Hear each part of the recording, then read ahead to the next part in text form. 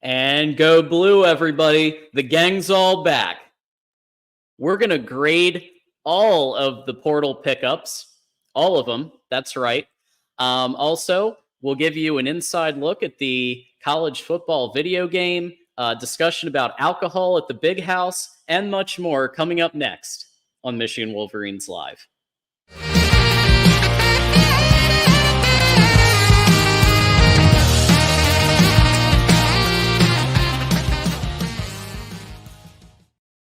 And thanks for coming back to another episode of Michigan Wolverines Live. Go blue, everybody.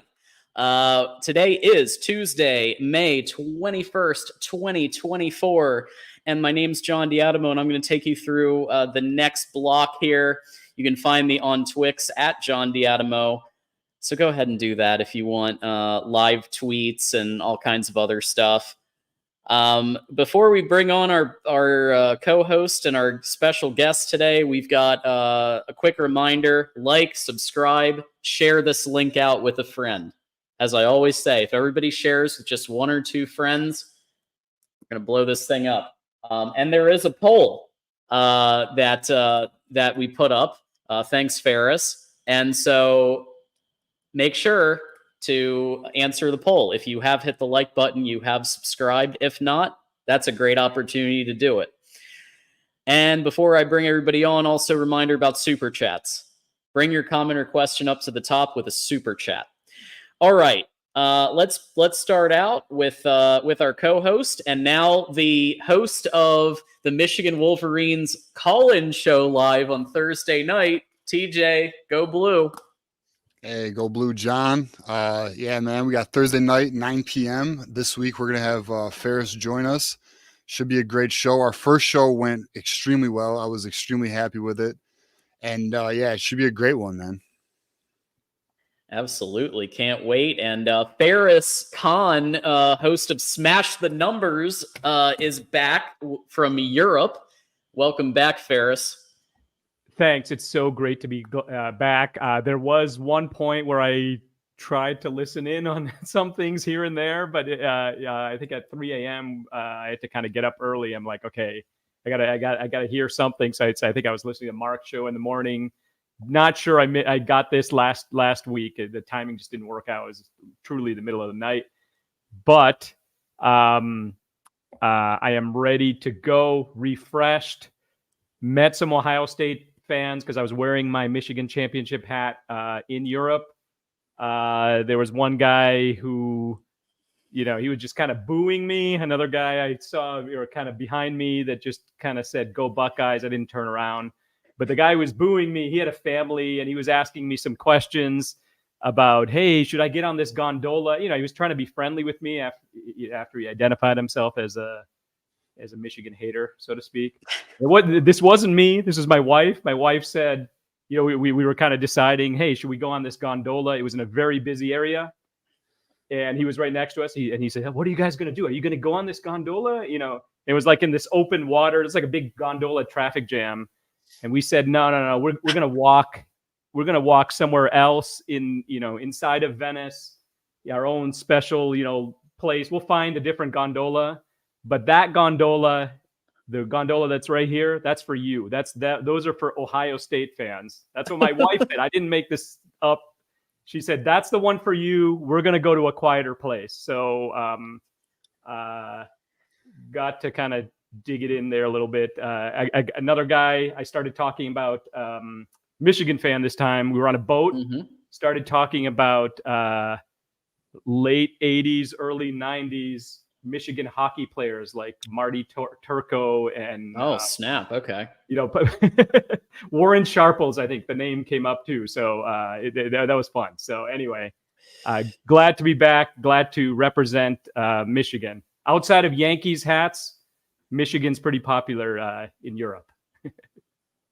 Love to hear it. And Ferris, you're going to be the special guest of our call-in show. So you and TJ are going to be taking the community's calls on Thursday at 9 p.m. And just to remind everybody, it doesn't just have to be Michigan callers.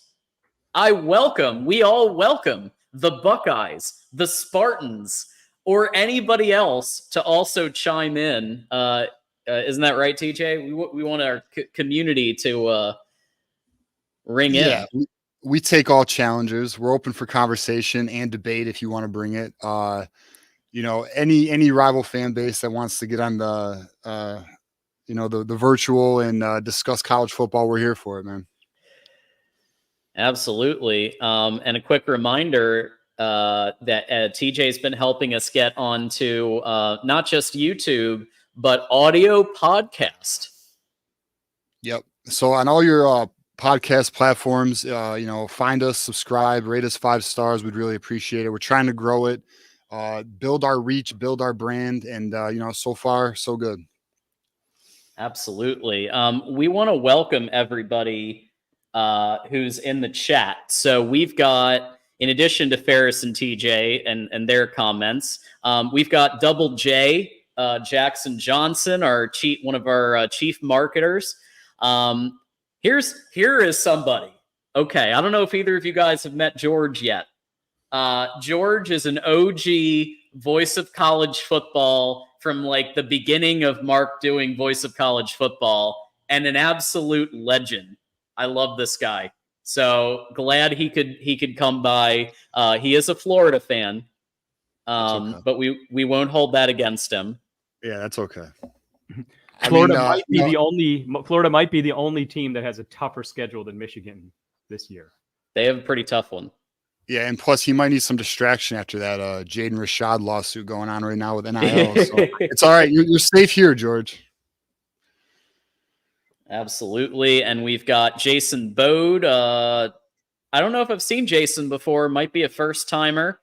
Thanks to Keith for calling in on Thursday night and coming back, and Mark Paulino, and it just kind of goes from there.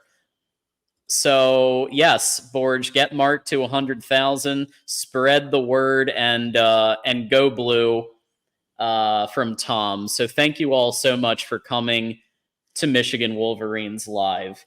So starting out, I've got a bit of a retread little bit, because this isn't breaking news anymore. But Thursday night show, our first call-in show, was so jam-packed that we only had like 30 seconds to like talk about this close to the end. But this is kind of a big deal, right? Alcohol is going to be sold in the Big House for the fall season, which, my first instinct, guys, was this is great. There are many times in the Big House I was like, I could have used a nice cold beer, or even in the negative 10 degrees, I could have enjoyed a nice cold beer and then, warm myself up that way, before it froze too much. Right. But from a PR standpoint, my flip side on this is, did this need to get announced right when it did, right after Denard Robinson, Scruggs, and all of that news? Was it the right time? I want all your reactions, TJ, to this, and what was your reaction when the news broke? Honestly, until you brought it up, I didn't think about it, but I do think it's very interesting to think about now that you brought it up.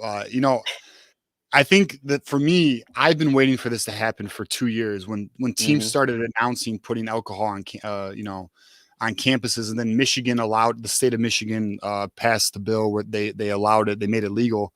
And I was of the position where I was like, damn, Michigan's being reactive, not proactive again. You have schools like Minnesota who are geniusly using beer sales for NIL.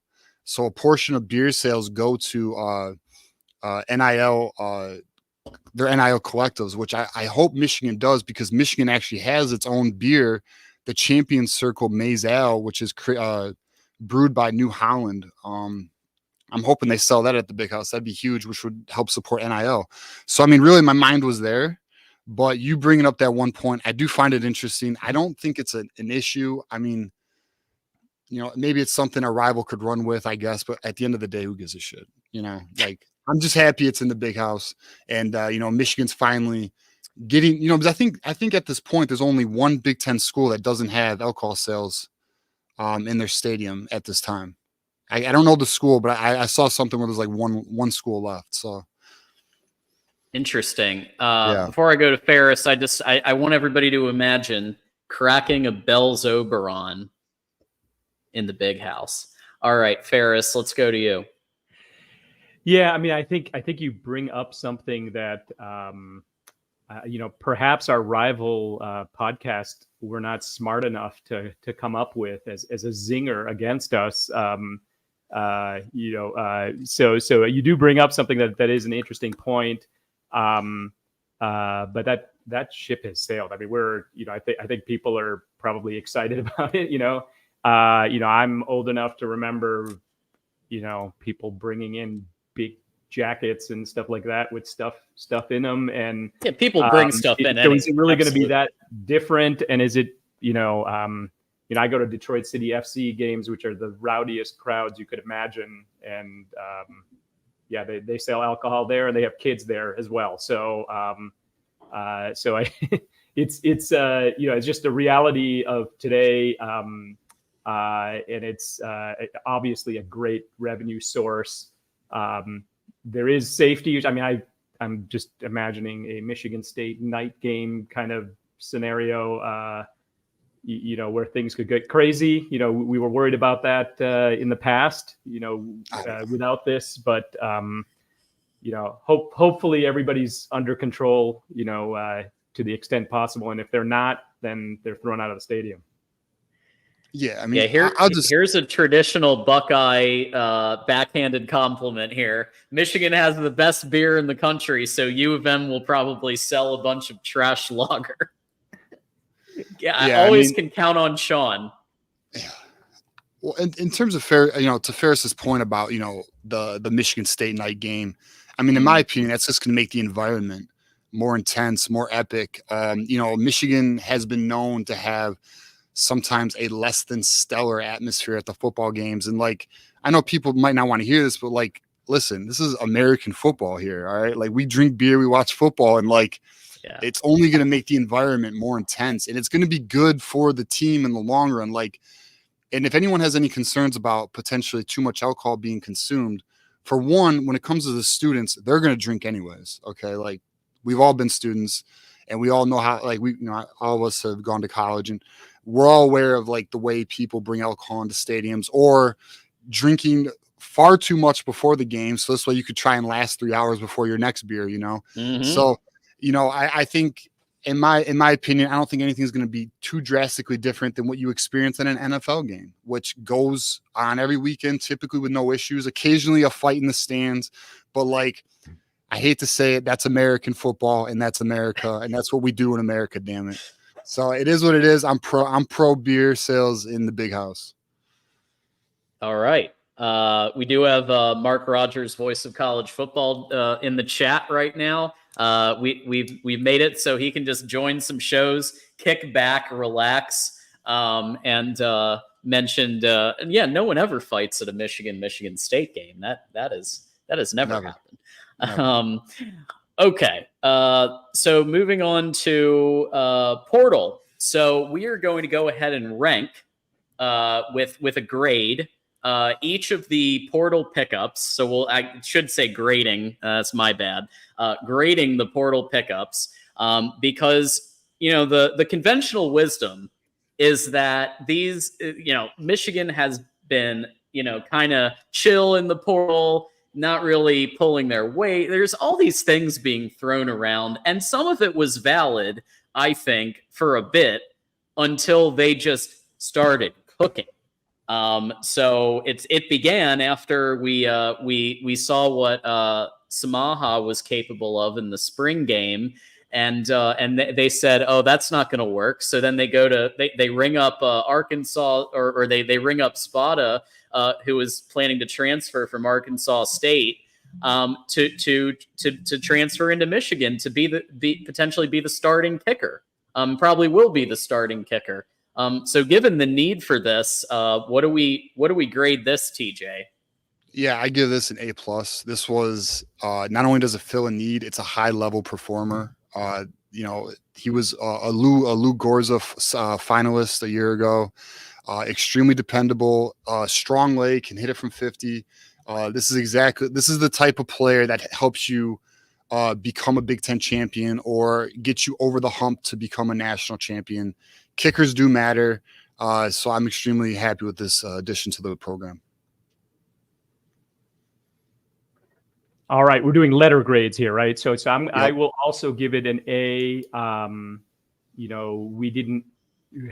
took Money, I call him Money Moody, for granted, right? So he Northville zone. I'm from Northville, so that's I think we are going to be in situations where maybe we don't get the first down that we would get if JJ were quarterback. Let's put it that way. And we have the decision to take 3 points, and it's 45, 50 yards. Are we going to do it? Well, maybe we feel more confident in this kind of scenario, right? So, I think it was a position of need, at least if you're judging it based on the spring game, right? And we're getting a really good kicker, so that's excellent.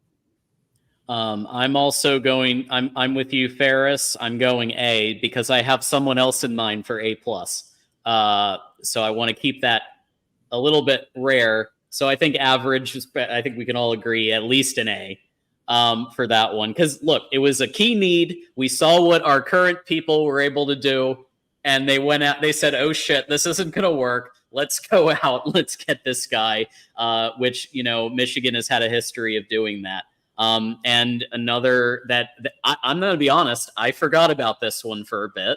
TJ brought it up again. Thank you for that, because we did actually get not just Amarian Walker, but CJ Charleston from Youngstown State as a wide receiver portal pickup. TJ, your thoughts on this one?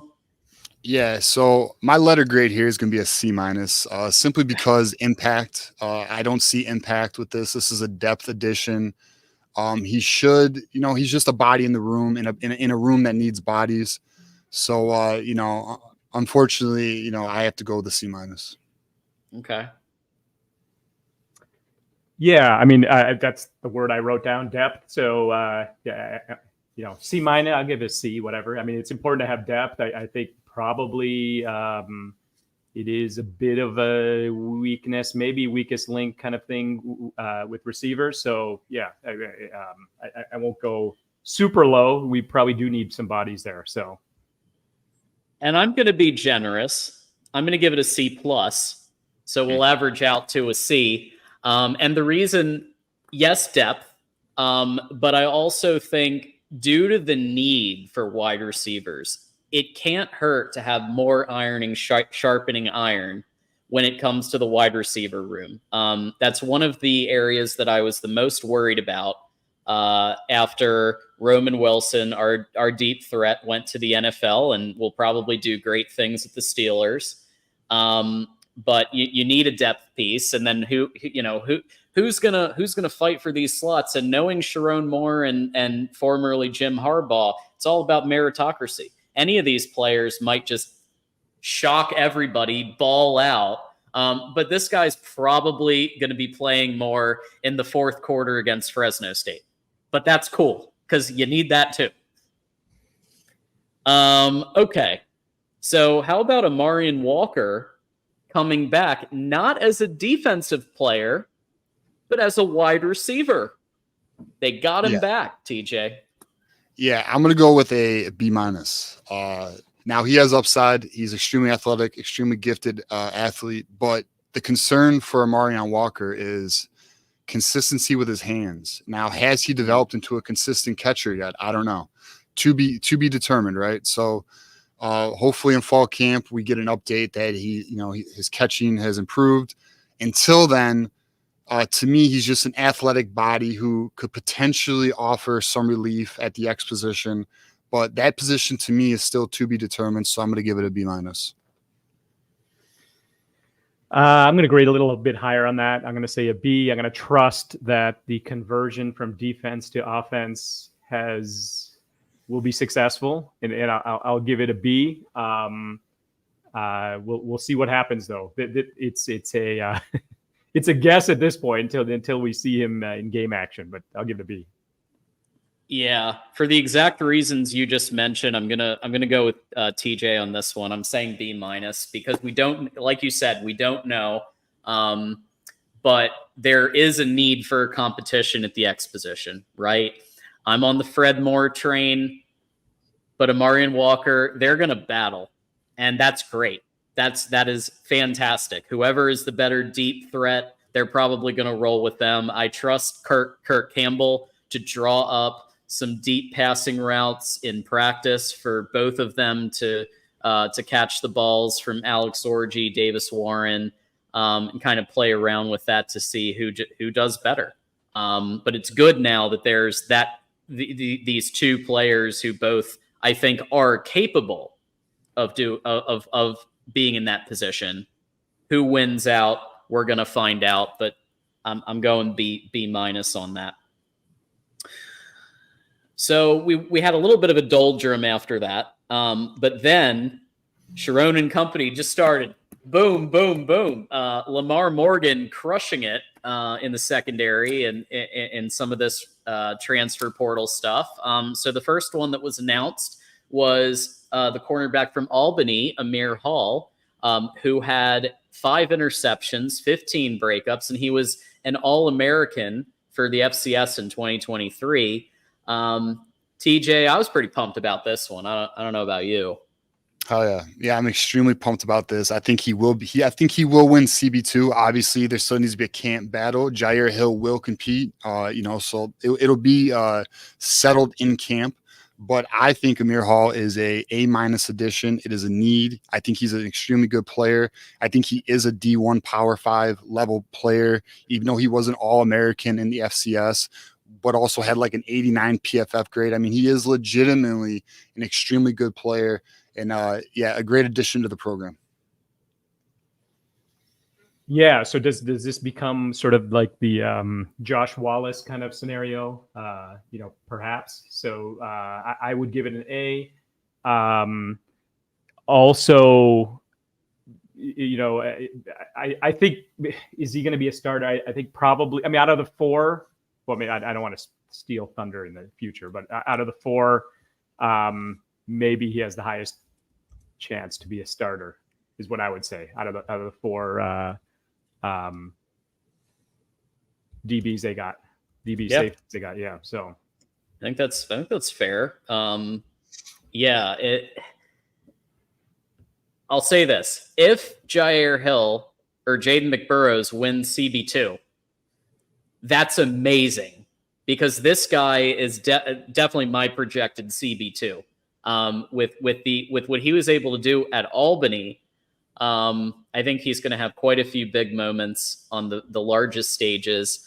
I'm going to give this an A,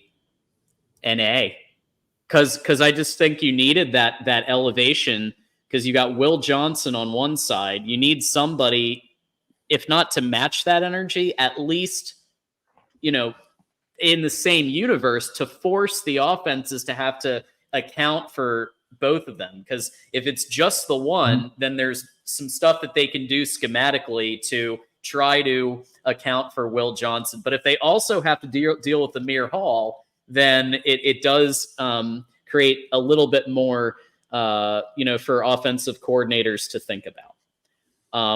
So yeah, I think we came up with consensus. What, like A- A on that one? Two A's and A-, I think, was it? Okay. Yep. So yeah. So A it is. Okay. Wesley Walker, who was at, I believe, Tennessee, and then for like a couple of months he decided to go to Louisville, or however you want to say it. I've got a whole bunch of colleagues right now in Louisville for one of the annual conferences that are over there. And I was like, I'm so jealous. I love that place. Bourbon capital. Oh my God. I've gone there one time and I'm like, this is my people. This is great. But he decided to transfer again. And, what better place than the national championship winning defense of Michigan, TJ? Yeah, I like this addition. I am going to give it a B, though. I think he is a good player. I think he's a good depth player, rotation piece. He's going to compete for starting. He's going to compete for the starting role next to Makari Page. But I don't necessarily think he's going to win it, but he could prove me wrong. Doesn't mean, fall camp will determine who gets that position. So I'm going to go with a B. I think it's a solid addition, a good depth piece. And I do think he will get snaps though. So a good addition. Yeah, I'm going to say, I'm an easier grader, I guess, but I'm going to say B plus. Okay. B plus because I think there's going to be a rotation for sure, and are you starter or not? I think everybody's going to get a bunch of snaps, and I think he will, and also he has experience at the highest level. So yeah, it seems like this is a really good fit and a position of need, and I'll go B plus. I'm going to go B, and here's why. It does concern me a little bit, how abrupt that shift was from Tennessee to Louisville to here. It concerns me a little bit about the mental and, where that is. And, can he get into the team culture? Can he buy in? I think that's a factor. Yeah, good point. But on the other hand, like you said, Ferris, the defense is predicated upon rotation and being able to rest guys. And so he's going to play. He's going to play meaningful time in games like Fresno State, and then he's going to play some time in other games. But I'm going, I think I'm going B on this one. So I think we're probably around a B-ish for that one total, right? And here's the one, folks. I was quite thrilled about this one. Jaden Mangum, number 8 player in Michigan in 2022, 53 tackles, 4 interceptions, and 3 breakups in just 11 games. A pickup from Sparty. He decided, my choices. Do I want to go 4-8? Do I want to go to a national championship program? And he decided national championship program. TJ, what's your thoughts on Jaden Mangum? Yeah, I like the addition. I'm going to give it a B plus. I do think he wins the starting position next to Makari Page. A good player, willing tackler. He is a playmaker to an extent. If you look at a lot of his interception, though, he's right place, right time, right place, right time guy. But aggressive player. So I mean, I am excited for it. I think he wins the starting safety position next to Makari Page. All right. I'm sorry, what was your grade that you had for that? B plus. B plus. All right. I'm going to be a little lower than that. I'm going to give it a B. Okay. Yes, it is fun to get this, to get an acquisition from MSU. The 97 people in Detroit, the Sparty radio people are saying, well, it was a trade. They got one, but no, these are 2 different levels of players that they got versus not. It seemed like he had some work ethic-ish kind of issues as well. I don't think he's going to be the starter, but it is a good. I think they've got 2 years of eligibility with him. So I would say maybe 2025, he's going to take it to the next level. So that's my take. Go ahead. A plus. All right. Here's why. A plus. All right. Let me explain. When Rod Moore went down, that was absolutely devastating for the team. It was we were obviously covered that right after it happened. To find a player who could potentially start in that position at the level of this guy, work ethic, I will give you that. If that's a thing, that might be a problem dealing with Tress, our strength and conditioning coach, because he's a Ben Herbert acolyte. He's not going to go for that. But if they can deal with that and they can instill the Michigan way or whatever you want to call it. I think this was not just an important pickup, but this was a statement from Sharon Moore. We're not just satisfied with being tampered with we're not just satisfied with letting other people do stuff to us. We're going on offense, and we're going to go and we're going to get Ohio State's running backs coach, and then we're going to go and we're going to pick up Michigan State's one of their top defensive players. That's why it's an A+. It's an A+ because of the message that it sends. It's an A+ because of the position that needed to be filled, and I think he could be the guy to fill it. So what would that average be? A- or B+ or somewhere in there, right? We were a bit over the map there. So we lost Samaj Brigman. That was who was trying to, right? Brigman? Yeah, Bridgman. Yeah. So, I think we got the better of that trade if that was a trade, right? So yeah, I agree with that. So yeah, good job to the staff on that one. Last but not least, and if we missed any, let us know. But Ricky Johnson, not the first, not the second, not the third, the fourth. I'm John Diadamo, the third.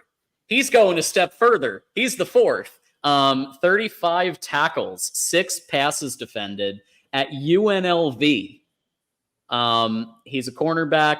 TJ, I think this one came a little bit after the others. What did you think about this one? Yeah, this is a B- for me. Solid depth piece, rotation, injury insurance, a guy with experience who has, experience playing. See, a lot of people, in Moose is one of those who's like, well, why do we bring in so many corners? I want Jair Hill to get reps and it's his time to shine, right? But how Wink Martindale's looking at it and Sharon Moore's looking at it, they're, especially Wink Martindale, he has an NFL eye, right? And he wants guys in the room who can step up and play if needed. He doesn't want to be put in a position in an expanded Big Ten where you're going up against Oregon, USC, Ohio State, and you don't have the corner depth necessary to compete with their wide receivers. So it is a B- addition for me. I think it's a quality addition, but definitely a rotation piece. Yeah, let's see what I did before. I said C for rotation piece, so I'm going to stick to that, or C+, I think. So I'll give the same grade, C+. Ricky Johnson, the fourth. We got Henry the eighth, so there's still another 4 that you could keep going with. But anyway. Okay. Yeah, I'm around a B- C+, so I'll say C+, and then I think that's our average. So yeah, for the same reasons, I think he's a depth piece, but I do think the stats are impressive. And again, you're gonna be rotating, right? This is what McDonald and Minter, and now the sensei of the Ravens defense, Wink Martindale, they're going to be rotating guys. Ricky Johnson's going to get some time, and you need some good players here. Before I move on, though, I have some things to address in the comments section. So there are 2 things I want to address here. One is we were called hypocrites because of using NIL. Let me be very clear to anybody who thinks this. Michigan has been kind of on the back foot with NIL, and just recently there's been more infusion. But our general philosophy, Sean, is that if a player is established, if they have the stats that I just reviewed for those 7 players, they've proven it on the field to an extent already, then Michigan is more willing to introduce the idea of NIL sponsorship deals and things like that for these players. So let me just be very clear that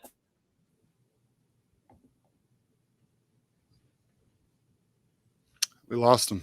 Do we have a little frozen? We did. So what John was going to say was on the individual. Essentially, we lost you, John. You want to say that last 10 seconds again? Yeah, this has been happening a little bit with the blips. I'm gonna have to talk to Hotwire about it. So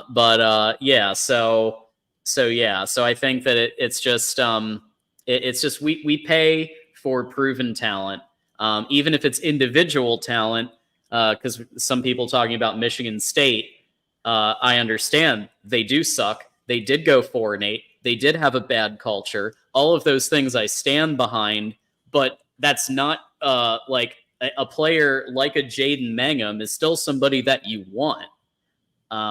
So anyway. Yeah, I mean, Michigan's portal approach is very selective. They've done it like last year, for example. They brought in like 8, 9 guys, and essentially all of them but one contributed in a major way. Some of them, a few of them got drafted.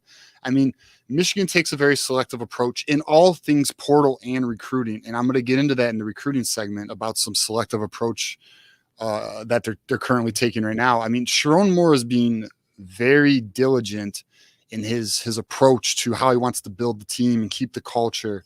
And it's a lot different than some of these other programs that are taking 20 plus transfer commits a cycle. So, I mean, so far Michigan's approach has worked, and obviously Sharon Moore's a new man. So, we'll have to see how it goes, but I don't think any of us are complaining about the results on the field the last few years. Yeah, I might equate it to, okay, let's just get like a bag of jigsaw, other teams, but bag of jigsaw puzzle pieces, and we'll just figure it out. Whereas Michigan, they've got the holes, and it's like, you are going to fit in that one spot, and we're going to go for, it's not even quality versus quantity. It's quality in the right spot. And maybe they take even a lesser player if they have more of a need. So they have, I guess I'll just use that jigsaw puzzle kind of metaphor there, right? They're just trying to finish the puzzle rather than, just get quantities of people, and figure out who might fit best. Yeah, that absolutely. And CJ Charleston fits that mold you were talking about, Ferris. And like, look, Michigan didn't fill every need, right? We didn't get a right tackle, and we didn't get a quarterback because, one, they don't feel in April is the best time to get a quarterback, considering majority of the higher valued quarterbacks were taken in the December transfer portal window. They did try to reach out to a couple quarterbacks, but they were unwilling to enter the portal. So, essentially what we got is what we could manage given the late coaching shakeup we went through in February, and they settled where they settled. And at the end of the day, if I think Michigan has done is put the team in a competitive position to compete for the Big Ten again for the 2024 season. Yeah, I agree. I agree with most of what you said. I know we differ a little bit about the quarterback position. I would say, I believe that Alex, or I've said this many weeks in a row, I think, I believe that Alex Orji can complete a forward pass. So or multiple forward passes. I think within that quarterback room, there's at least a floor that is a average quarterback. I don't know who that person is, but let's say it's Tuttle, it is average, or maybe it's somebody else, but at least they have an average quarterback. I think there might be a decent chance, even though the quarterback room of OSU is clearly on paper better than Michigan.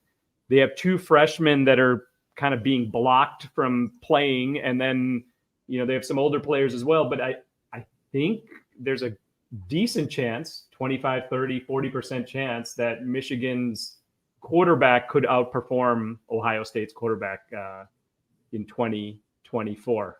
So from a quarterback perspective, I think as we saw in the spring game, I think Michigan was in decent shape, did not need a quarterback. It sounds weird, but at least from my perspective, that's how I feel. So. Yeah, I mean, I'll say this. After the spring game, I'm far more comfortable with our options. I would have liked to have seen a more elite level quarterback added to the program, but considering the reality of the situation, it wasn't feasible. And I do think Orji and Davis Warren give us a very intriguing outlook at the quarterback position. I mean, my confidence increased in that position after the spring game. I thought they both looked pretty damn good. Yeah. I'm on Team Orji, but if Davis Warren wins the job, that's in some ways that's even better, because Sharon Moore made a comment that the quarterback will need to run the entire offense, all the plays. And I think he was alluding maybe to the fact that Alex Orji could do the running plays and the passing plays. But if Davis Warren shows that he's capable of also operating the RPOs at the same level and actually beats Orji out, that's great for the program too. So I'm cool with either scenario. Yeah. Iron sharpens iron, as they say. Okay. So, Ferris, you wanted to ask this question. So you've been hearing some people saying that poaching Michigan State's players is crossing a line. So elaborate on that for us. Yeah, I mean, I think there's a very interesting dynamic between Michigan State, Michigan, and Ohio State, right? And I think 97 won the ticket in Detroit with Mike Valenti and Sparty Radio, at least from 2 to 6 in the afternoon. They were talking about it's the end of days now that a Michigan State player has crossed the line. And why would Michigan want a Michigan State player? I mean, I think Babe Ruth started his career with the Boston Red Sox. He went to the Yankees. This has been going on forever. I think we kind of alluded to it before. I think maybe fans think that players are, they're taught that there is an enemy and you can't be a traitor or something to that effect. I think some people have that thought process. The dynamic between Michigan State and Michigan State fans. I mean, this is you tell me if you think differently. Michigan State fans do not like Michigan. They'll root against Michigan for every scenario.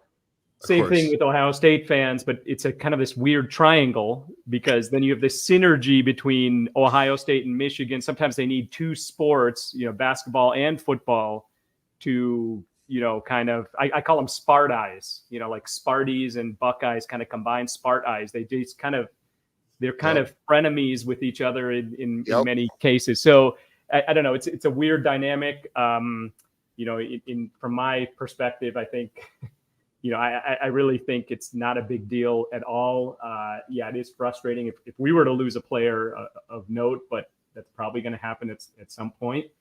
And you just move on. I think, Michigan probably has a culture where if people leave, it's for a reason, and maybe it's starting time, start playing, being a starter, Keon Sapp, something like that. But I just don't think, I don't think it's a big deal, but a lot of Michigan State fans or the voice of Michigan State fans might be Mike Valenti, I suppose, think that way. So, well, yeah, go ahead, TJ. Yeah, well, when it comes to Michigan State and Ohio State, it's one of those they hate us because they ain't us type of situation, right? So, they're always going to team up against us, and that's okay because they're just jealous anyways. But in terms of gaining Mangum and then having some type of issue with it, I mean, I don't know why. And you guys tell me if you guys feel differently. I feel like it's more of a betrayal when a coach jumps to a rival than a player. Like when we lost Washington and Madison, Jesus, bro. And then we just yanked Tony Alford, right? That seems like more backstabbing than a player jumping, especially a player like, all right, so we lost Bridgman. He was a depth guy. He wasn't going to get much playing time. It's not really that big of a deal. And then like a year or two ago was Van Sumeren to Michigan State. I don't know. I think at the end of the day, especially because like, I'll say this too, when it comes to like Ohio State and Michigan State, they each have like levels of like disgust, right? Like Mangum coming here like kills them because he was one of their top players on their defense, right? He wasn't the top guy, but he was definitely up there. he was a contributor for him. He was one of their top players on the defensive side of the ball. And, to them, that's like everything, because they're trying to crawl their way back into relevancy in the Big Ten, because right now they're bottom feeders. It's just the reality of it. And Ohio State at least has some pride and dignity, well, to an extent. I mean, I was going to say dignity, but I don't want to go that far. But because the way they're handling this scandal going on, they're really losing themselves. But they at least have success in winning behind them, that they can at least be like, well, we got the next recruiting class, or this guy's coming. So it's not as drastic. But to me, when it comes to the coaching staff, it just seems like a more aggressive punch to the stomach. Yeah. I will say it does seem like the Michigan State rivalry is a little bit more one-sided, as in they really hate us, and we're kind of at this point because Ohio State, that's the one. I mean, just my evidence is, look at the comments in every single Voice of College Football show that exists. Even if it has nothing to do with Michigan or Ohio State, if it's a USC show, it's Michigan versus Ohio State in the chat. If it's an Oklahoma show, it's Michigan versus Ohio State in the chat. So no matter what happens, it feels like that it goes into that. So I just feel like Michigan State tries to blow theirs up to be that same level. Yeah, I think from just the dynamic of it. I've been in Michigan. I'm about to go to California, but I've been in Michigan for decades, and I have a nephew who went to he's going to MSU. I have friends who MSU. You see them in the office all the time. It's very different. I think a different dynamic than Ohio State. Ohio State just seems like a whole different place in a faraway land kind of thing, versus Michigan State are kind of literally friends who. We joke with each other, and we, I have family who have gone to Michigan State. So it's just a different dynamic. I think from a Michigan fan perspective, it is painful to lose to Michigan State, because you hear about it all the time, locally in Michigan. But I think, obviously Ohio State for Michigan fans is at a whole different level. Yep. Any final thought on this, TJ? Yeah, Michigan State's little brother, and that's why it's so awkward all the time. That's why. They know it. They're the bitter little brother, dude, and they just want to be relevant again. And right now they're not. So I mean, if you want to see how sad it is, go to 247's Red Cedar message board about what's going on with the whole Signgate scandal. They got 10,000 pages dedicated to it, and it's just one of the saddest things you'll read. It's, if you want a good laugh, give yourself 30 minutes and you'll get your fill. I will say I call him one of our reasonable Buckeyes, Sean Garner, does mention, and this is true, watch out for Sparty going forward. Smith can coach, which we know that he had one of the top O-lines in college football last year. And I think he did what he could in a really tough situation with the conference realignment happening. He kind of his back was up against the wall. And he had to make a move. And I think this was a good spot for him. So I think it immediately levels up Michigan State into a bowl contender.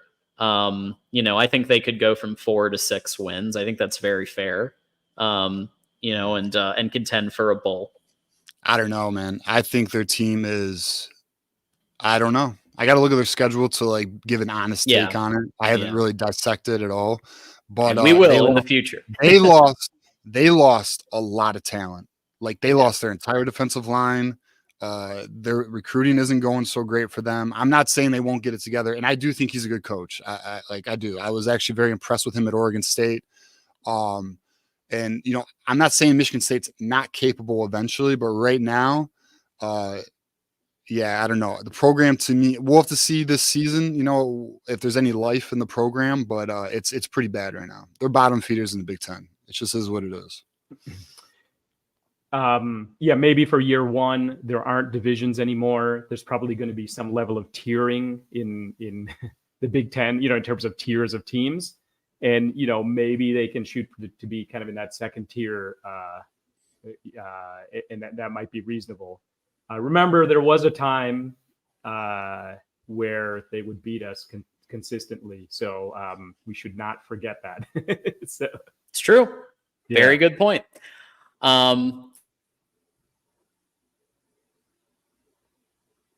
Damn. You lose him? Yeah, we lost him. So, when you're doing, am I back? Yeah, we just got you, John. You're back. Cool.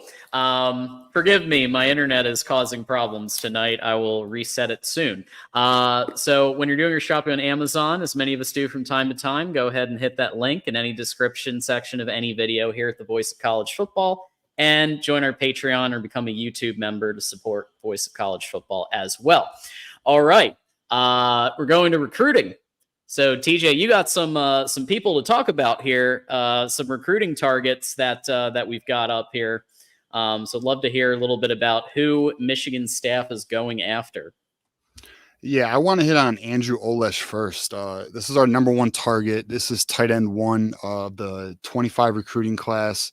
He has set his official visit date, June 21st. And, for anyone who's maybe not tapped into recruiting or fully familiar with how the process typically works, right now is a bit of a lull, because what's going to happen is official visits are going to start picking up end of May, early all the way through June. And then that's when things really start picking up. You'll start seeing a lot more commitments, a lot of momentum will pick up. And Andrew Olesh is a name to know, a name to watch. His mom wants him to be a Michigan Wolverine. Now, that doesn't guarantee anything, but it also doesn't hurt the situation. And I'll say this, we add him to the class. That's a cornerstone player, in my opinion. That's a very strong get. That's a name to watch. So, I don't have any, I'm not locking that one in or anything. It's just definitely trending in a good direction. We'll see where it goes. Moose is going to love this one. Andrew Balboa, this is his boy. And if we get him, we might have to do a special live breaking news segment and bring Moose on. But yeah, so I was concerned about Alabama, but what's interesting is he's set a bunch of official visits, and Alabama is not listed. So the two schools I'd be concerned or mindful of is Auburn and Stanford. Okay. I don't think he will go to Stanford, but I do think the academic portion of it is always a thing. We've lost kids to Stanford due to that, because Stanford has a very unique requirement where you have to, there is no, what's the word I'm looking for? There's no give to a student athlete. If you are an athlete on scholarship at Stanford, you have to meet the same requirements as every other student, where no other school is like that in in Division I football. So Stanford's very unique in that instance, and a lot of kids take a lot of pride in that. So we have lost kids to Stanford in the past, but Auburn would be the team to watch for me with Andrew Balboa. They are NIL heavy, but he set an official visit to June 14th, and it looks like June 14th and June 21st are going to be big weekends for Michigan. Definitely a name to watch, and he is, without question, the top offensive lineman target. So, we'll keep our eyes on that. And then the most, I'd say the biggest recruiting news, and a player who has gotten a lot of people unsure what's going on, created a little bit of confusion today. Iverson Howard, four-star running back, announced a commitment for Friday. And a lot of people are saying, okay, is it Michigan? Because he wants to go to Michigan. But the problem is Michigan's not ready to add a running back to the class just yet. They want to kind of take things slow. They have other options in mind that they have a little higher on the board right now. And so a lot of people are like, well, then is he going to commit to Maryland? What is he going to do? Right. Well, the news at this time is he's actually going to push his commitment date to a later date, even though he just set it to Friday. So read between the lines to anybody who's not quite grasping the dynamic right now. But the running back you need to look at right now, Okay, this is one of Michigan's very top guys, and that is Shakai Mills Knight. And if we could pull his huddle tape up, John. Yeah. Let's we'll see how this goes. Because a lot of people are asking, you know, what is Michigan going to do at the running back position? Because Marquise Davis is out of you know, he went to Kentucky. You know, obviously we got Iverson Howard going to trying to make a decision, but Michigan's not quite ready to take it. Well, this is a guy to know. This is a top target. And if you watch him, so the recruiting ranking, you'll look him up and you'll be like, what's going on? Well, this is one of those where the recruiting ranking has not caught up to the player. This dude is a dog. This is a gem. This is a player that has been unearthed. Okay. And I'm going to tell you right now, if Michigan can get him, I would be extremely happy to have him as an addition in the class. And I want to add, why is Michigan being so selective this cycle, especially at the running back position? And the reason why, and it's something that we have talked about and touched on, our running back room is stacked. We do not have to take a running back this cycle. We really don't. There is a belief in Ann Arbor that Jordan Marshall is going to be a 2 to 3 year starter in the program. And on top of that, you have a Micah Kapana, you have a Ben Hall, right? You have the additional assets in the room to where if you don't happen to get your guy this cycle, there's always the transfer portal and there's also always next year. So yeah, Mills Knight is a guy I would be extremely happy with. We'll see what they can do there. He has set an official visit for June 4th. So we have official visits now being set. We will be on top of those going forward. And then last but not least, John. Yeah. Yeah, here we go. Preston Brown. Now, this is another player where I'm going to tell you the ranking has not caught up to the player, and never, ever get caught ranking watching. Please do your research. Please watch the huddle tape. If you are one of those people who want to wait until someone has committed to watch the huddle tape, I do understand because recruiting is very fluid. But this kid is a dog, okay? This is, in my opinion, an Amon-Ra St. Brown type. This is your Y type. Extremely gifted, extremely strong wide receiver. I'll tell you right now, if we can add him to the class, now he is not an X type, which I want an X type so bad, but I will take this type of receiver any day of the week. He goes up, Sure. He gets it. He's extremely, great agility, great quickness. He just got laser time in the low 4.5s, which for laser time as a junior is very good. As you can see, extremely good vision for a wide receiver. I will be, this is another addition to the class I would be very happy in getting. The word out of Ann Arbor is things are trending very fast. He's going to set an official visit later this week. This is a name to watch. Yeah, 53rd ranked player in Ohio, and I agree with you. I think that these are picks that the ranking, it's like another Mika Kapana situation where the ranking was just not anywhere near representative of what the players can do. Yeah, no, this is a 4-star. Two examples. Both of them are 4-star caliber players. I mean, the running back, in my opinion, is a top 150 caliber prospect. This wide receiver right here, I'd put in the 250 area. See, the thing about the rankings for those, again, who are not familiar is the camp circuit is this summer, and some kids don't make it to camp because they don't have a way to get to those camps. Those are the Under Armour camps, the Nike camps. Those are where a lot of kids get rated. And if you don't go to those camps, then the scouts are not familiar to you. You got to remember there's thousands of kids. So the kids are going to fall through the cracks. Michigan is elite at identifying these gems. So these two names have actually just recently come up. They are starting to trend towards Michigan. There's a lot of good news, a lot of good vibes coming out of Ann Arbor. So it's very encouraging. We'll see how things go. Official visit season is soon to be upon us. And I will say momentum should be picking up, but time will tell.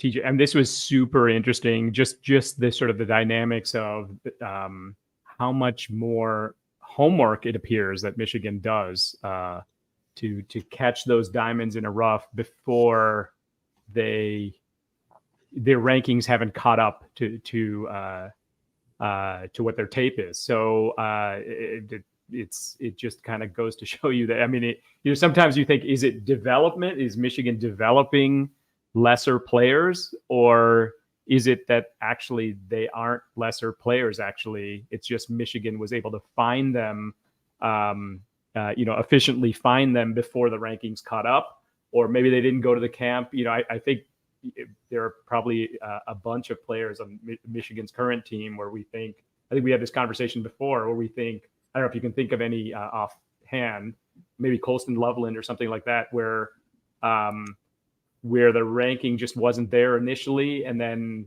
it caught up. I think between Grant and Graham, I think one of them was kind of rated relatively low as well, right, coming in. Both their rankings did not meet the player. I mean, that is what Michigan is very elite at. They have a scouting process that is so thorough. They do not take kids simply on ranking, and I wanted to hit on this. This cycle, Sharon Moore is being so selective. They have turned away a bunch of kids who are ready to commit. And at first I was like, okay, this is very interesting, especially because one of these kids is a highly ranked cornerback. I won't say his name out of respect, but he wants to commit. We have offensive linemen who want to commit. We have running backs who want to commit. But Michigan is telling these kids to either wait, or they're simply looking at other prospects. So although we only have, I think, 5 or 6 kids in the class right now, Michigan is not concerned. They feel very confident in their position. They are targeting certain guys because the guys that they're targeting fit the program and they believe are going to be high-level players. Yeah, I see DeMarcus comment there about, why would you turn away kids? Yeah, like JJ McCarthy. So the reason you turn away kids is because, one, they're not culture or program fits. Something your program's going through right now, a little bit of an identity crisis, which is why you're getting bullied on the field, son. But secondly, there are other prospects that they feel are better players. Simply because a kid's ranked in the top 150 does not make him a good player. We have had players who are ranked high, and I'll give you an example. Donovan Green Warren was a top 150 corner out of California about 3 cycles ago. Guess what? He never had any contribution on the field, and other guys played over him, right? So it's not just about getting a highly ranked player. It's about getting the right player, okay? That's what Michigan is about. And if anyone wants to question that approach, I'd have to question, are you seeing the results on the field? And then if you want to counter and say, but now there's Sharon Moore, understand he is transitioning the same exact tactics. I think the approach is good. I do wish there were more kids in the class, but the new names who have been popping up and then seeing, like the Preston Browns and the running back that we just talked about, Shakai Mills-Knight, these types of players are the reasons why Michigan is going 43-3 the last 3 seasons and 3 Big Ten championships and a national title. And this is why we will maintain supremacy, or at least elite status, in not only the Big Ten, but the national landscape. Absolutely. Ferris, anything to add on that? Yeah, I mean, it's easy, it's the quantity versus quality kind of argument. It's kind of easy to say that, Michigan's class isn't as big or isn't as highly ranked. For many years, I grew up in Boston, so for many years I, follow the Patriots, and they would always do something weird that was unconventional, and people would be, why did they get that player? And then somehow that it just fits, that the player just fits. I think it's a very similar approach here. So let's see how it pans out. This is a new era to a certain extent. Training wheels are off, so to speak, on the new coaching regime. So let's see how much this works. Looking forward to it. I'm optimistic about it. It's not like I'm in fear about this kind of approach. So I think the training wheels were never on, in my opinion, because they went right in with the guy in waiting. I think that was the right move. When people were talking about, are they going to go with Sharon? There was a minute or two where Brian Kelly's agent put Brian Kelly out there. Nobody actually wanted him, but Brian Kelly's agent wanted to get him a raise or wanted to get him out there. Brian Kelly was legitimately interested in the Michigan position. He was legitimately interested. Michigan wanted to go with Sharon Moore. The only name in that coaching cycle that would have had my interest was Kalen DeBoer. Outside of that coach, Sharon Moore, in my opinion, was the right transition, by the way. I'm okay with the transition. I think Michigan made the correct move. I think, I don't know. I'm very optimistic with the direction of the program. It's just recruiting because it's a new coach and they are being extremely selective. Like, I can't even stress that enough. Like, the amount of kids who they've turned away who want to commit.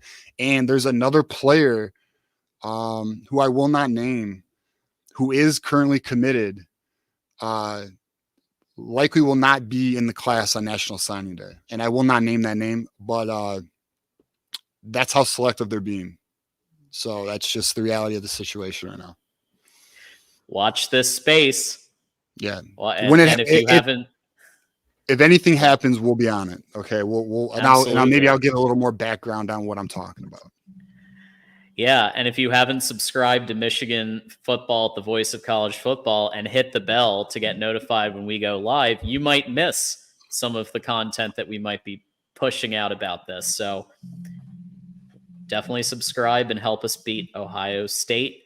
We do want to remind everybody we have a merch store that our buddy Joey Foster puts out there. Does a great job getting merch for the Michigan channel as well as the main channel. So consider getting the football fan in your life some Voice of College Football merch. And if you have a business, product, service, or personal brand, any of those, you could sponsor the Voice of College Football or any of our team channels or any of our shows, whatever you want.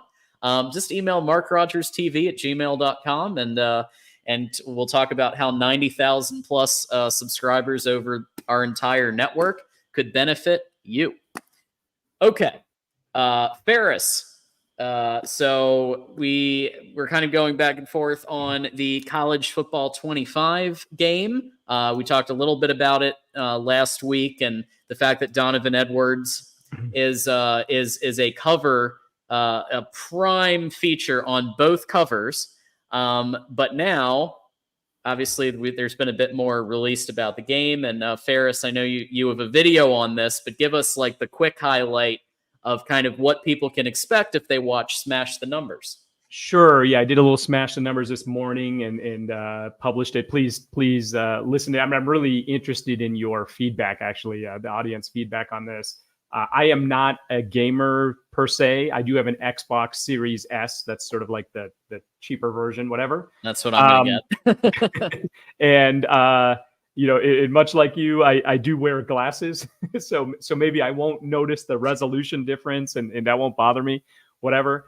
But I do think even if you're not a gamer, if you're a Michigan fan, or even just a college football fan, this is really important because this game hasn't been around for 11 years. There has been 3 generations really of Madden, if you want to look at it that way, that have happened in this time, because they redo games, but there's kind of major changes versus minor. There's been 3 generations. So the game is totally different. And if you see the trailer, and I go through the trailer actually at regular speed and then at kind of half speed, or I think like 40% speed, just to kind of pause at certain points. They put in the Iowa wave to the that's cool. Yeah. So they put that in. They put in like all of these like pre-game kind of things. It'll be interesting to see how much of that, how deep they go with that. Are they going to do the songs? Are they going to get the rights to songs?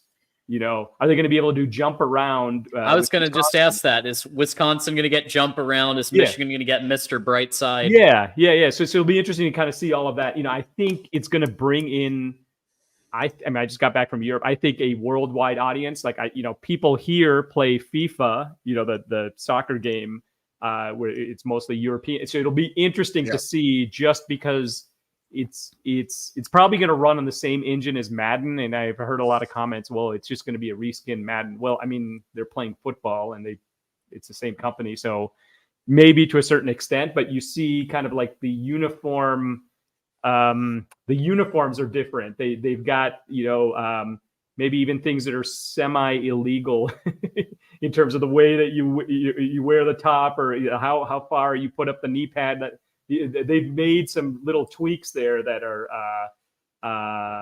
very interesting to kind of make it more realistic, in terms of what, and obviously when you're making a catch 1 foot in bounds, that sort of thing, right? So I think it might bring in a brand new audience. I also think worldwide audience. F1's another example. Both the Netflix series and then also people playing the F1 video game. F1 has taken off in the last 4 or 5 years. It is super popular now in a way that it wasn't before, even in the United States. So we'll see what happens. I also think there's another dynamic, which is maybe all of us are going to learn a little bit more, depending on how advanced it is. I'm really hoping this game is good, but the dynamics of how are the playing styles different? How is Michigan different than Ohio State? What plays would work? How do the players work within those plays? How do you do a rotation? How do the players get tired? All of those things, I think people will start to get more educated. We haven't had this in 11 years. So, get more educated about the game itself. I could see some, 15-year-old kid going to a Michigan game and knowing more than, their parents take them to the game in terms of the players, the plays, all that kind of stuff. So I'm super excited about it. I think even if you're not a gamer, this is important. I think it is kind of an important moment for college football. Yeah, I agree. I actually pre-ordered my copy today, so I will be getting that the day it comes out. Yeah, man. I think the exposure for the game is huge. I think you're right. So now that the players are in the game, you're gonna get familiar with each individual player. You're gonna learn, like, these kids, or anyone who plays the game is gonna know more about these teams than most people watching on Saturday, because a lot of people are just watching for the helmet. They're not watching for the individual player, right? And now you're going to get a new exposure to it. So this game's going to be huge. In regards to the engine being used, it is the Madden engine, but I know it's not going to be a reskin. Basically, it's going to have a different dynamic to it. That's already been kind of, one, you can see it in the trailer. It's not the same dynamic. And two, the developers have already discussed how it's not going to be basically Madden with different jerseys. It's not. I think this game is about to be epic. It could be potentially game changing in the landscape of what it does for the next generation, right? It's going to bring in the next generation, because there literally was a 10-year gap, as Ferris pointed out, where you didn't have this game. So yeah, I'm extremely excited for it. Yeah. I think, one other thing is, I have this thought of taking Eastern Michigan University and building it up, winning the MAC, going undefeated with a relatively easy schedule, maybe. But anyway, going undefeated, and then getting to the college football playoff. So There you go. I am going to try to do that when I get the game.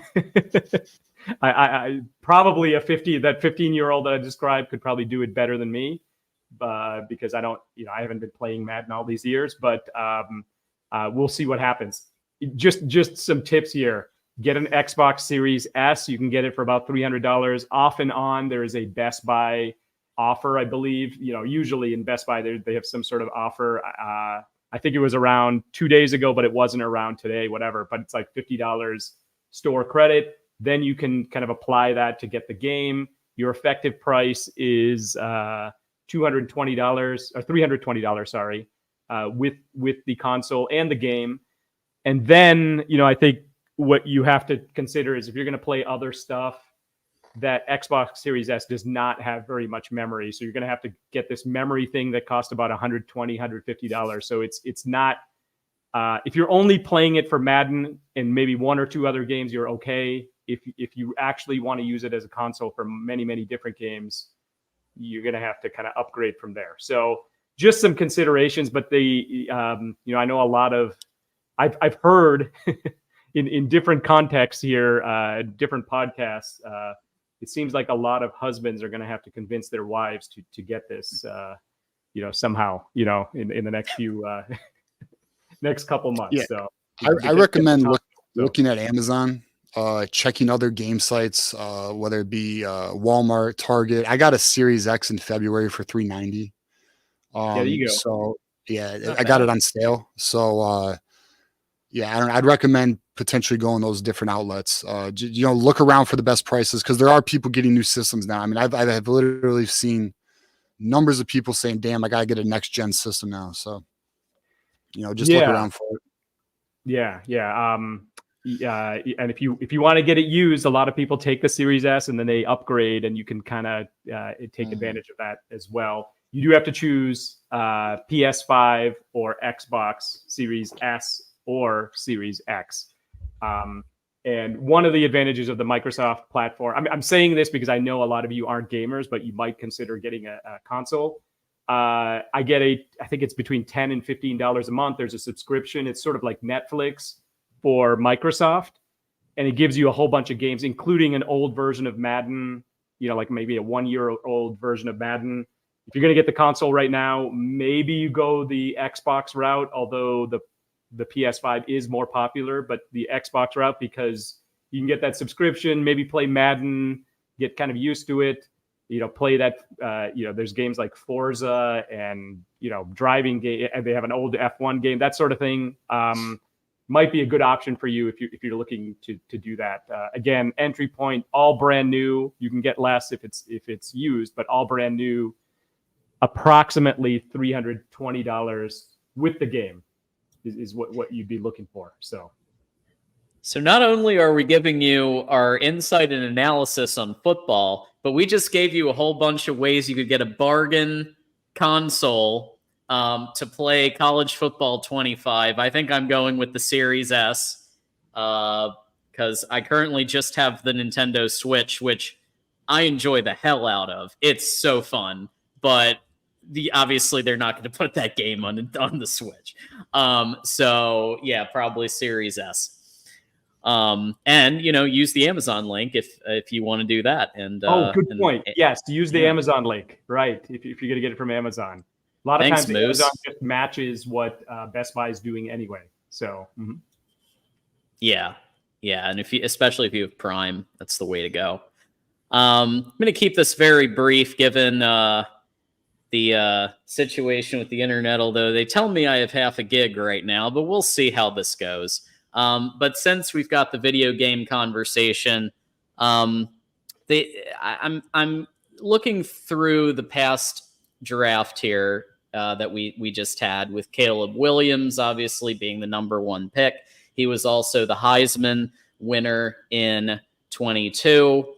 Obviously LSU's quarterback. A little bit of a different situation, but I'm concerned that the people winning these awards and the NFL draft picks are going to people who maybe their conference doesn't have much defense going on, right? Caleb was a great talent. I'm not disputing that, but he did have to play in the Pac-12 defense optional. And Riley has a system that spotlights pass-heavy quarterbacks and obviously runs it like an air raid kind of concept.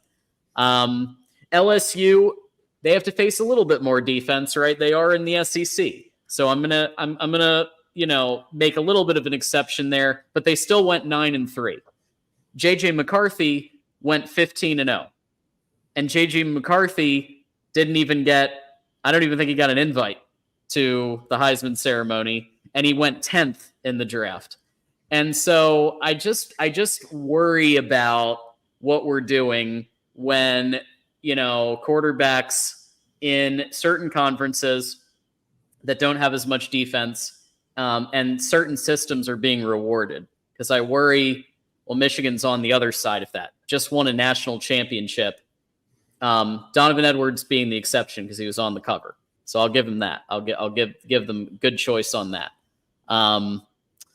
But yeah, what have you guys been kind of seeing the last couple of years when it comes to these awards and these picks? We can start with TJ. Yeah, I mean, I think sometimes players get knocked for being in certain systems. I think, it's just the direction of college football, in itself. You have these air raid hybrid offenses that have essentially evolved all over college football to some effect, right?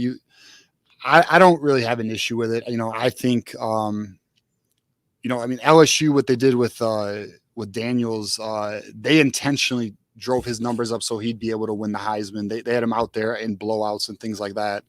I think that's more of maybe more of a thing to be mindful of. But I don't know. I think in this age of college football, everybody's kind of doing it, man. I mean, there's very few teams. I think Michigan is making it cool again to be a power run possession offense that some teams are still latching onto, right? Especially in the Big Ten, you have more of that. But I don't know. I wouldn't say that the video game era is affecting the award era. I mean, and truth be told, man, when it comes to JJ, he didn't play in many fourth quarters. Mm-hmm. He was basically a 3-quarter quarterback because Michigan was so far ahead.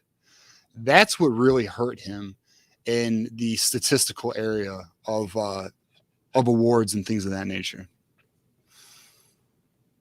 Yeah. Okay, here's my Heisman rant here. I believe that there should be both an offensive and defensive Heisman every year. I also believe that going forward, pretty much meaningless regular season games where you're racking up stats shouldn't really count as much as what you're doing in the super important playoffs, right? So, so the Heisman should happen, maybe around Super Bowl time or something, sometime after the whole season is over. I agree with that. And it needs to be at the end of the year. Offensive and defensive Heisman, they should have equal stature, credibility, however you want to call it. Get more players out there. We should be all for, if we want to keep expanding the playoffs, why shouldn't we want to expand the Heisman? Totally unfair that defensive players, other than Woodson, never got a chance to really win the Heisman, right? So, well, it's not even just a defensive player issue. It's anybody but a quarterback and wide receiver issue. Yeah. Good Running point. backs don't win it. Tight ends will never win it. Offensive line, obviously. But again, the counter argument would be, well, you have position awards for every position in college football. But I do agree that it needs to not be always a quarterback wide receiver award. Maybe create award for quarterbacks and wide receivers, but they should broaden the Heisman criteria, because I think there have been players who have been as impactful at other positions that you would find, at being the quarterback or wide receiver position. Yeah. I mean, if you look at this here, right, and we just talked about Jaden Daniels, Caleb Williams. You got Bryce Young. I believe that was the 1 year.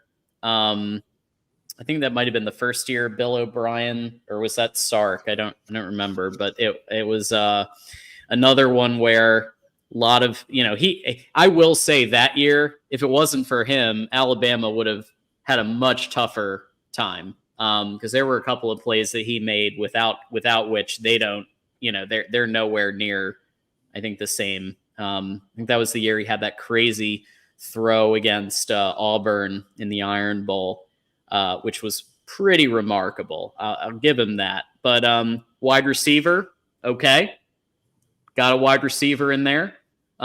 Quarterback, Joe Burrow. You want to talk about video game stats? How about Joe Brady's concepts for Joe Burrow. They did have a defense, to be fair. Kyler Murray, no defense. Baker Mayfield, no defense. Love Baker Mayfield though. But again, it's just like systems. You see a commonality. I'm not saying they're all in this, but I'm seeing a commonality that you run a system that's very air raid heavy. You run a system that is very pass happy. You get rewarded. If you go with run and defense, well, tough shit. I guess you're not getting a Heisman. So I just that is a bit, and maybe Ferris, your idea of having an offense Heisman, a defense Heisman, maybe there's some merit to that. I just think maybe some like we could do something to bring some of those players. Yeah, neither of them won the Heisman, but let's look at Drake May and let's look at JJ. Drake May completed 240 passes last year. I'm sorry, 269 passes last year. JJ was at 240. Are those radically different? No. Did JJ play in more games? Yeah, he played in 3 more games. So is playing in 3 more games a positive or negative? I think of it as a positive, but it's almost treated as a negative. The fact that he played in more games means that his yards per game has gone down, but the fact that he played in more games means that he helped lead the team to win so they could play an even more important game. JJ played in, I would say, at least 6 games. If you look at the Ohio State, Penn State, playoff kind of games, more important than Drake May ever played in. So, side by side, if you look at their stats, JJ had higher completion, JJ had a higher passer rating, so yet one of them is looked at as a gunslinger. The other is looked at as, it's like the next thing up from a, service academy in terms of they run all the time or something. So, I don't like the dynamic. I don't like the racking up stats against bad teams. I really think it should just be inclusive of the entire college football season. And now that we have a playoffs that are more than one round, it should include those games as well. Yeah, I like that. If nothing else, move the Heisman to around the Super Bowl, like you said, because with the 12-team playoff, there's just so much more postseason now. Yeah. And so to do it where it is, just doesn't make any sense. And maybe somebody will chime in with, well, the media schedule or whatever doesn't allow that. There's probably some procedural reason why it hasn't been changed yet, but maybe now's the time with the expanded playoff. Yeah, it needs to be post-playoffs. It needs to be. Because that matters. I mean, that should impact the Heisman winner, whoever it is. Like, who shows up in playoffs, man? Like, that should matter. So, we'll see. Yeah. I know that JJ had like you said, a very slightly, very, very slightly by a 1/10 of a point higher completion than Jaden Daniels. QBR, I also believe, was one of the highest in the country, if not the highest. So there were some stats in JJ's favor. But again, because of the passing yards, because of the touchdowns, then it just kind of gets into that.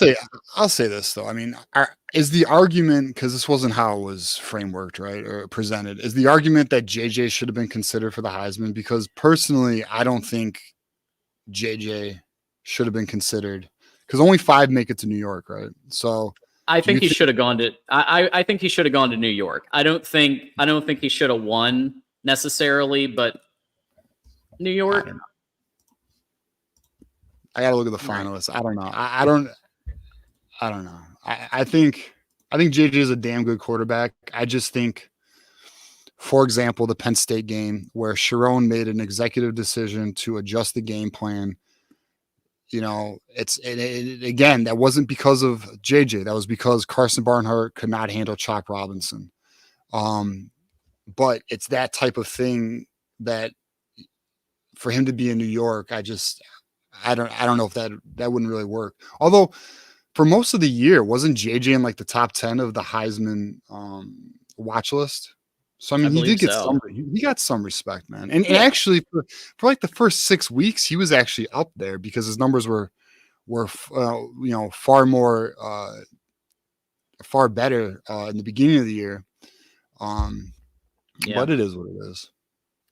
Yeah. And if there were two, then at the very least you start looking at a player like Aiden Hutchinson a few years back would have won the defensive Heisman. So that might be one way to help alleviate some of it. But anyway, that plus, and I'm not just talking about the Heisman, even though it kind of has gone into that, but like JJ only going 10th in the NFL draft, I also thought that was a little low. I do think that was the right place for him. Like, I do think the Vikings were the right program for him. But I don't know. I'm just looking at the trends. Yeah, quick point there. Yeah, I'd much rather be JJ at number 10 going to the Vikings. Yes. Than be Drake May at number 3 going to the Patriots. Yes. Yeah. Agree. Very much agree.